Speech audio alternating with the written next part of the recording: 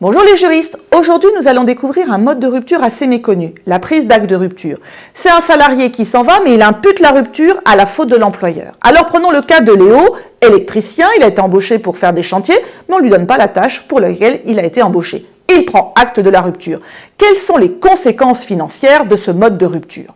La Cour de cassation y répond dans un arrêt du 25 juin 2003. À l'époque, la Cour de cassation précise que lorsque le salarié prend acte de la rupture de son contrat, en raison de faits qu'il reproche à son employeur, eh bien cette rupture produit soit les effets d'un licenciement sans cause réelle et sérieuse si les faits sont justifiés, soit dans le cas inverse d'une démission. Alors reprenons le cas de Léo.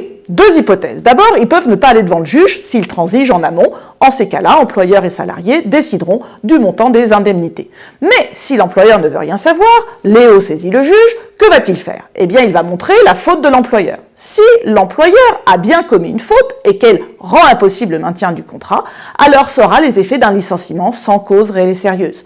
Le juge va condamner l'employeur à verser à Léo les indemnités licenciement, le préavis, les dommages et intérêts en fonction du barème Macron, éventuellement remboursés si depuis Léo est au chômage.